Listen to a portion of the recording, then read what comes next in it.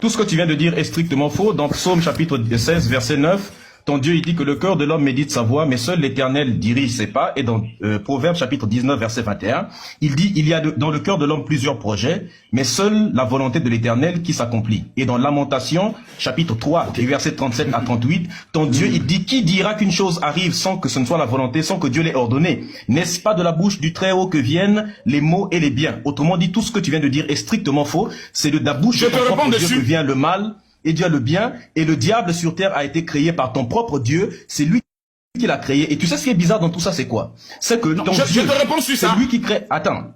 Non, je te réponds parce que tu parles de ma Bible. Oui, oui. Attends, je termine, comme ça après tu réponds. Termine. C'est-à-dire que dans ton...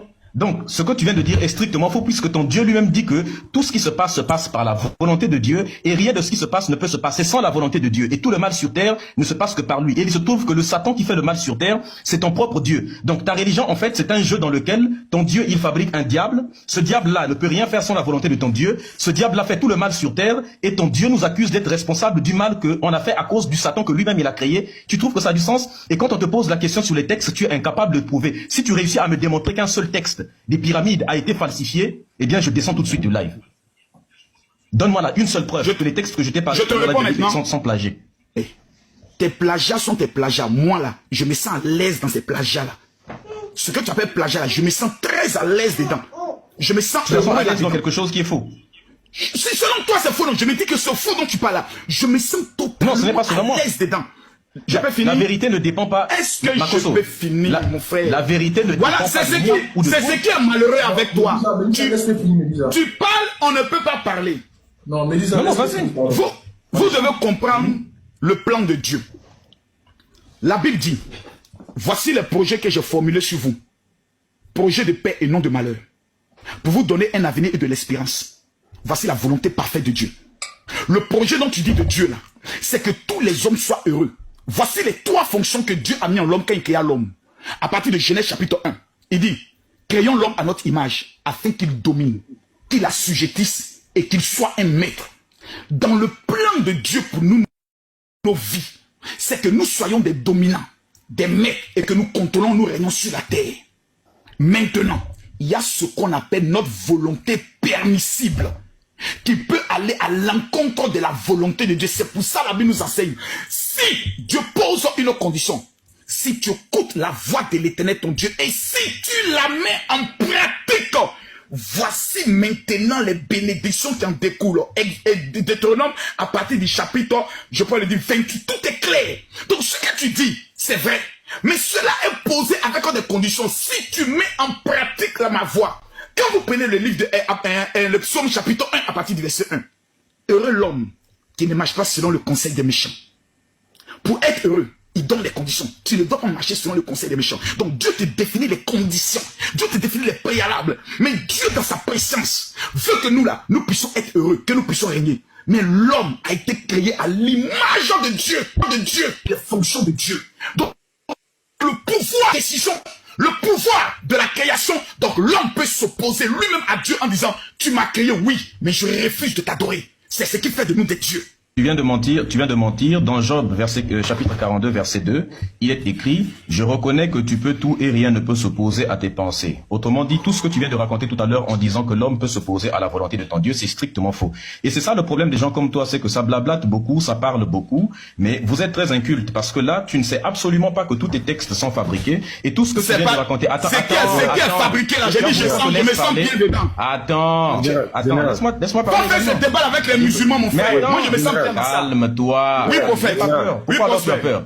Tu n'es pas égyptien pour connaître l'histoire de l'Égypte. Je te respecte, je te comprends. Makos aussi, mais regarde. Permets-moi une question. Attends, on va conclure. Je te donne, écoute-moi. Non, on va conclure. D'accord, il fuit. C'est la façon de fuir. Moi, souffre-moi d'écouter. Quand le christianisme était créé, tu étais là.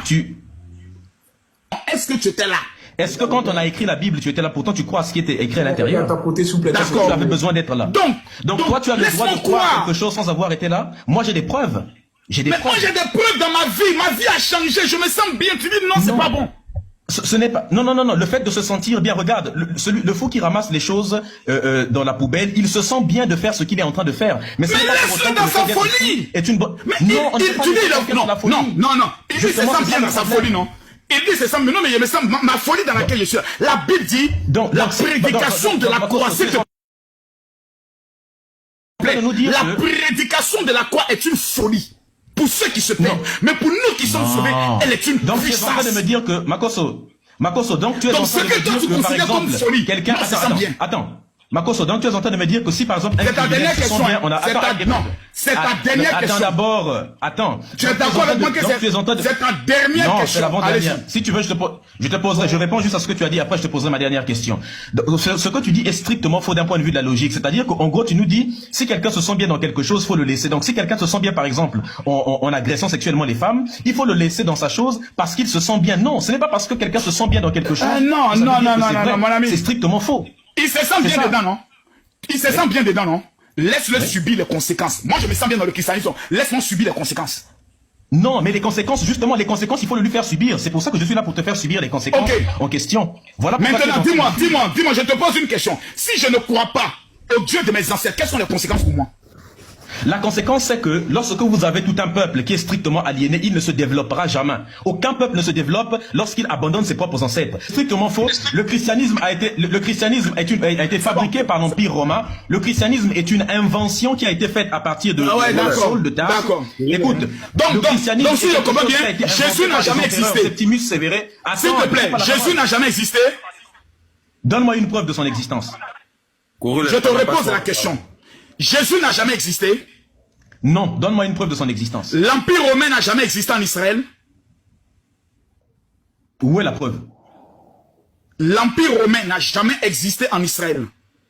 L'Empire romain a existé, mais en quoi est-ce que le fait que l'Empire romain existe, ça suppose que Jésus existe? Je te repose la question. Est-ce que l'Empire romain a existé en Israël? L'Empire romain, ils ont dominé tout le territoire de la Palestine et de la Judée de l'époque. D'accord. Donc tu es d'accord avec moi que David pas que par l'Empire romain, ils ont été dominés par les Babyloniens, par les Assyriens, par les Ottomans également. Allons-y. Donc si je comprends bien, David, premier roi, plutôt deuxième roi d'Israël, n'a jamais existé. Salomon n'a jamais existé. Salomon, dans la Bible, dans le livre de Rois, il est écrit que Salomon mangeait... Attends, je te prouve qu'il n'a jamais existé, non? Non. Mais laisse-moi répondre. Attends, je te réponds. Attends d'abord. Tu es en train de me répondre. Il est écrit... Donc Moïse n'a jamais existé. Attends, s'il te plaît, laisse-moi au moins répondre. Au moins une minute de réponse, toi aussi. Dans le livre de 2 Rois, il est écrit que Salomon mangeait tous les jours 100 brebis, 20 bœufs de pâturage et 30 bœufs. Tu penses qu'un être humain normal peut manger autant de Je te réponds la question. Il est dit dans la Bible qu'il était le roi le plus riche. Il est dit dans la Bible qu'il était le roi le plus riche. Il n'existe aucune preuve de son existence et on sait que factuellement, il n'a jamais existé. Et pour le Moïse... Donc Moïse n'a jamais existé. Prouve-moi l'existence de Moïse alors. Les Juifs n'ont jamais été... Attends. Donc les Juifs n'ont jamais existé. C'est parce que, je t'ai dit tout à l'heure, c'est parce que tu n'es pas cultivé. Donc il y a un Juif qui a écrit un livre qui s'appelle « Comment le peuple juif fut inventé ». Il s'appelle Shlomo Sand. Si tu lisais moins la Bible... Je te repose la question. Si tu vendais moins un livre de livres à des personnes qui sont aliénées, tu lirais... Moïse n'a jamais existé. Joseph n'a jamais existé. Le peuple Israël n'a jamais été détenu 400 ans en esclavage au niveau de l'Égypte. Si tu me demandes, s'il te plaît, si tu me donnes un avocat égyptien a porté plainte contre Israël pour le rapatriement de tout l'or que Israël a pu sur le sein de faire sortir de l'Égypte. Je te respecte, je te comprends. Mais regarde, permets-moi une question. Attends, on va conclure. Je te donne, écoute-moi. Je te donne 10 millions de francs CFA si tu me prouves que les Égyptiens ont été, si tu me donnes des preuves que les Égyptiens ont été pendant 400 ans esclavage, pardon, les Hébreux ont été 400 ans esclaves en Égypte. Et si tu me démontres que le déluge a vraiment existé, je te donne 10 millions là sur le live de cours que je suis. Avant que je descende. Tu sais, tu vas aller dans des thématiques qui sont même ridicules. Ridicule, en quoi? C'est toi qui viens de le citer. Je te dis, donne-moi la preuve. S'il te plaît, oh là là. Médusa, tu es d'abord de Lyon. Oh là là, d'abord tu es de quelle nationalité? S'il te plaît, Médusa, laisse-le finir. Je suis Corollaire, il n'est pas seul là. Poser une question. Il n'est pas seul. Je suis dans la même... Il m'a demandé ma nationalité, attends. Tu es de quelle nationalité? Je suis de la même nationalité que toi, que tu refuses. Makosso veut dire les pieds de cochon. Tu le sais très bien en Kikongo. Tu es un Congolais, mais tu fais semblant de refuser ta vraie nationalité. tes origines.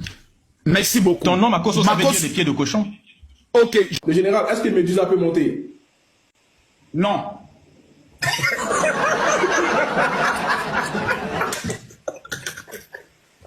Ok, vas-y, vas-y.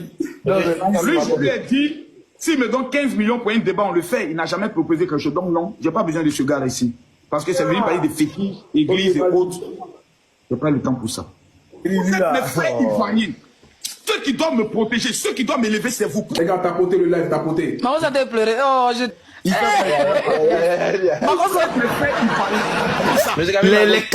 Les Kamites qui veulent que nous retournons à nos ancêtres sont déterminés à nous ramener auprès de nos ancêtres.